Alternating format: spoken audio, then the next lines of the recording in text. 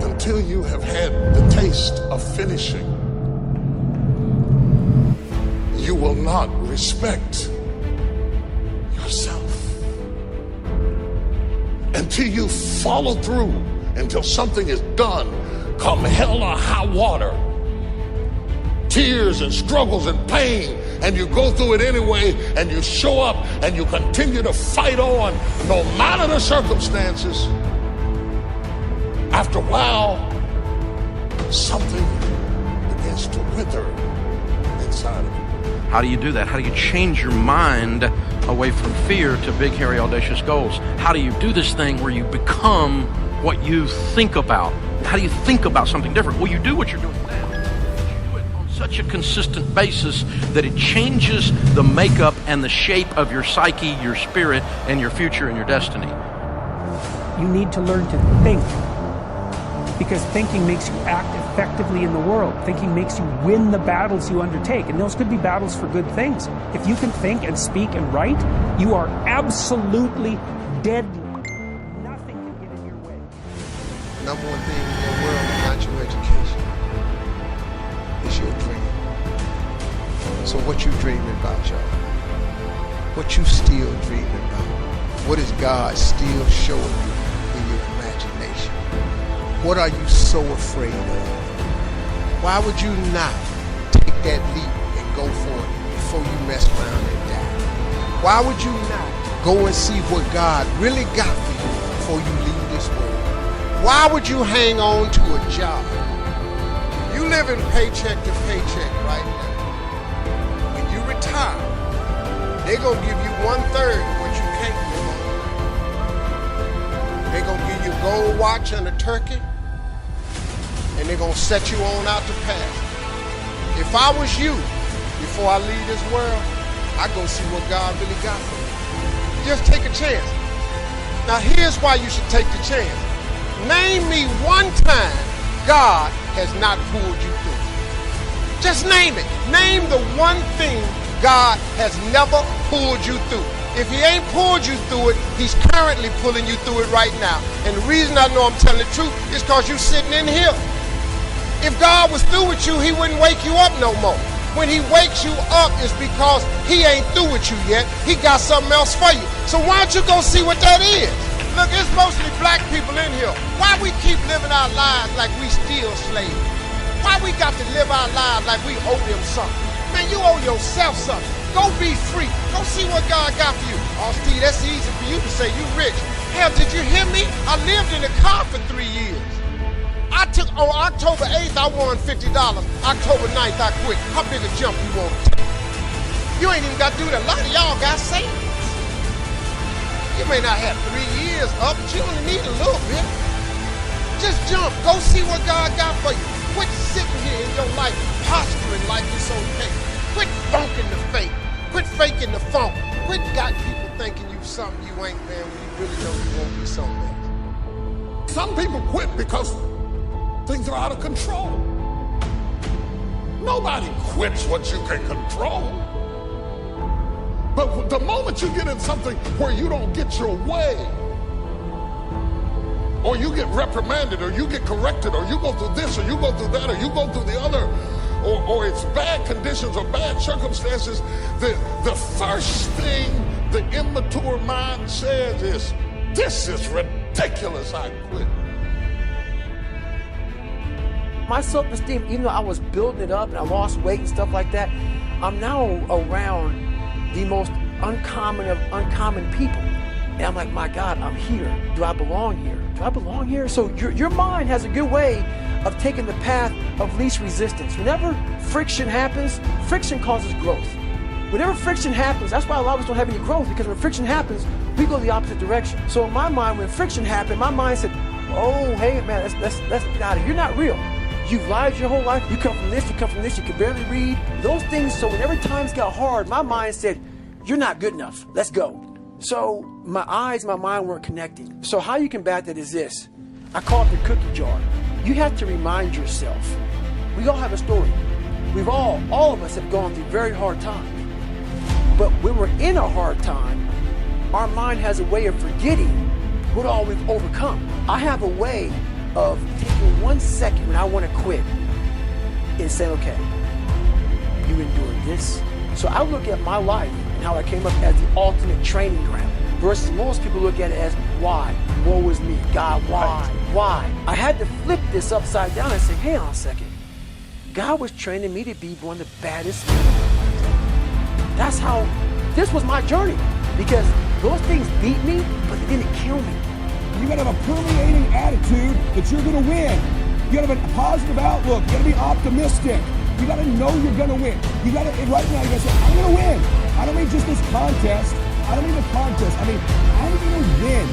I'm gonna win. My life is gonna win. There's gonna be a victorious life here. Because listen to me, the price you pay for losing here is too extreme. You have to carry the burden of failure the rest of your life. You carry that around with you if you fail here. The biggest thing that breaks my heart is you feel the spirit right now. And then when you get back, these dream stealers running to you. And they start to steal your dream. And you quit. You give up. You gotta decide I'm gonna win. You gotta decide that the failure part of carrying failure. You've been exposed to what your life could be. If you fail here, the price is extreme. It's forever.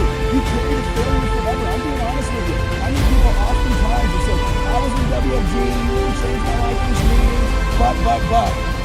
They put their heads down. They've been carrying it. They carry it. They see these Facebooks and Instagrams and what we're doing. You got to know you're going to win. You got to sell out. Yeah, I'm telling you, you got to become a sellout. You need to sell out. You need to get obsessed. You got to get relentless. You got to be a road dog. You got to get intense. That's what you got to do. You got to put your head down for a 4 to 6 year window. I don't care if you're brand new or you're one of these front rows. We need 4 to 6 years right now, like the best you ever had. You can feel it from me right now. I've been doing this 25 years. I haven't felt like this in 20. This is going to be the best run we've had. We're playing offense again. We're selling the dream again. You can feel it. We got some swagger at this convention, don't we? You can feel it. You can see the videos. We need your best. Let's go on a run. See, we're a family. We're a dysfunctional family sometimes, but we're a damn family. We don't always get along, but at the end of the day, we've done something great together. We've made history together. It's so funny we're talking about something. There's nothing even remotely, there's not even something even 22% the size of WFG. It's hilarious that somebody you think that there's something like this. My God, this is a behemoth. This is the Lakers, this is the Yankees, this is the Celtics, this is the Dallas Cowboys, this is the Patriots. There's nothing like it in the world. There's some dream stealers. You need to look out for these 4. I don't want them to happen to you. You ready? Say yes. Dream stealer number 1 that'll take you out of here. Lack of confidence or faith. Lack of belief. It'll steal your dream. You got to know you're going to win. You got to have some faith. These people sitting around you right now, they're whispering to you, you could do this. I believe it. Just like when you were a little boy. Just like when you were a little girl. They've always believed in you. They've always known you were going to do something special. They always knew you were great. You need to know it. You need to take that God that's sitting there with you and those precious souls that have passed, that have always believed in you, and you carry them with you everywhere. They're with you anyway. Acknowledge them. If you don't believe that, honor them. Honor God. Honor these people who believed in you with your magnificent life. Honor them. Don't give in to lack of belief, lack of confidence. Don't ever do that again. Don't do it in WFG or out of WFG. You were made to do something great. You're special. You were made in the image of God. Something awesome is supposed to happen for you. And those of you that have made something awesome happen, something even more awesome is supposed to happen for you. Is the greatest single obstacle to our success is our self-limiting beliefs. Is we believe that we're limited in some way. Our friend this morning was talking about the fact that each person is a potential genius, that you have genius inside you, that you have unlimited potential, which is what we agree, we believe passionately. But if we believe that we are limited in some way, it becomes true for us. It becomes our belief. By the way, I didn't do well in school, and before we came here, I was going to do some background checking on the people here. And what I found is there's a lot of people in this audience who didn't do well in school. Yes. A lot of people here got lousy grades in school. I was astonished to look at the high percentage. In fact, you could be sitting next to one of them right now. Yes, we know who you are. Now here's the problem, is that if you're told, which I was, and all the time you're growing up, they say you have to get good grades or you won't do well in life. You have to get good grades, you won't get into college. You have to get good grades, you won't get a good job, won't get very well, and so on. They tell you that to encourage you to get good grades. So what if you got lousy grades for whatever reason? Well, now you could be 25 or 35 years old and you don't even try. You don't even try because, hey, you didn't get good grades in school, so you're kind of short of potential. And what we do is we actually sabotage ourselves. We drive with our foot on the brake of our own potential because we think, well, I didn't really get good grades in school. And then you read the studies and you find that most of the people who got straight A's work for the people who got B's. And the people who got B's work for the people who got C's who own the companies. And the people who own the companies got the money from the venture capitalists, all who got D's in school. You know, and so the grades that you got in school are irrelevant. But if you believe that because you got poor grades or because you didn't get started, you didn't go to college or something else, if you believe it, it becomes true for you. So the first thing you do is you have to challenge your self-limiting beliefs and realize that most self-limiting beliefs have no foundation in reality. How many times have you had an experience where you thought you had no skill or ability in some area, and then you started working in that area and it turned out to be pretty capable, and you're quite amazed and you never had that idea? The fact of the matter is we all have that throughout life. My friend Dennis Waitley has this wonderful line. He said you could not use all of your potential if you had 100 lifetimes. You have so much potential. And what holds us back from using all of our potential is we believe that we don't have it. I will never forget the story of this fellow's grandfather came out, homesteaded a piece of land in Alberta, passed it on to his grandfather, passed it on to his father. The father could never make a living on it, finally passed on to the son. The son was on welfare and raising goats on this quarter section in Alberta. None of the family for 3 generations had ever made any money on this hard scrabble piece of farm. And along came an oil company. The oil company said, can we drill on your land? If we find oil, we'll sign an extraction agreement with you, royalties and so on. They drilled on his oil, they found an oil pool, and overnight he was a millionaire. He had an income of something like $150,000 to $200,000 a year for the next 30 years. He went from living a hard scrabble life, raising goats on this lousy piece of land, and somebody else came along and showed him how to get the potential out of the land. The oil had always been there. That's what this seminar does. That's what Harv does, by the way, is he shows you how to drill oil in your own land and tap into the potential that you have. That was always there. It's